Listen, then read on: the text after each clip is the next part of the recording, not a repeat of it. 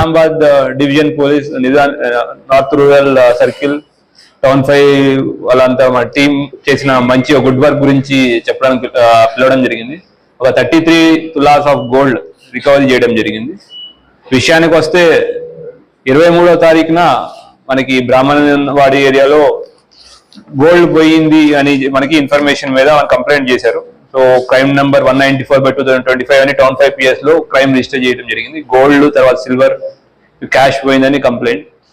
So అక్కడున్న మన officers అక్కడికి వెళ్ళి ఫీల్డ్ విజిట్ చేసి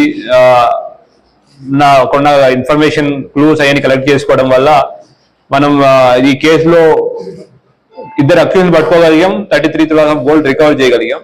అయితే మొత్తం ఈ ఇన్వెస్టిగేషన్ లో వాళ్ళు పట్టుకుని క్వశ్చన్ చేస్తే తెలిసింది ఏంటంటే 5 ఒక టీమ్ లా ఫామ్ అయ్యారు. షేక్ సాదిక్, తర్వాత వినోద్ శర్మ, వినోద్ చౌహాన్, సాయినాథ్, తర్వాత షేక్ సల్మాన్ అలియా సోను అండ్ ఆకాష్. ఈ 5 ఒక టీమ్ లా ఫామ్ చేసి దొంగతనాలు చేయడం ఇవన్నీ అలవాటు పడ్డారు. జల్సాల కోసం డబ్బులు సంపాదించడానికి ఈజీ మనీ కోసం దొంగతనాలు చేయడం, దాని ద్వారా డబ్బుల్ని ఖర్చు చేయడం అలవాటు పడ్డారు. ఆ పథకంలో భాగంగానే అశోక్ అనే అతను A5 ఉన్నాడో అతనికి ఆటో ఉంటుంది. అది దొడ్డి కమరాయి కాలనీలో ఉంటాడు. ఆకాష్ అనే అతనికి ఆటో ఉంటుంది. ఆయన దొడ్డి కమరాయి కాలనీలో ఉంటాడు.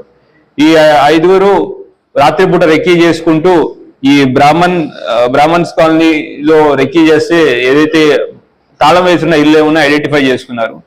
దాంట్లో ఈ కంప్లైనెంట్ గారిది పవన్ శర్మ అనే కంప్లైనెంట్ ఇల్లు తాళం వేసుకుందని ఐడెంటిఫై చేసుకుని 23వ తారీఖున ఆటోని శ్మశానం దగ్గర పెట్టేసి వీళ్ళు బై వాక్ వచ్చి దొంగతనం చేసి లోపల ఉన్న బంగారం, వెండి, మిగతా అన్ని ఆభరణాలు తీసుకుని పారిపోయారు. పారిపోయిన తర్వాత యాక్చువల్లీ మనకి పోయిన 33 తులాల బంగారం పోయినట్టు, 20 తులాల వెండి, ఒక 30,000 దొంగతనం చేసినట్టు మనకి ఇన్ఫర్మేషన్ వచ్చింది.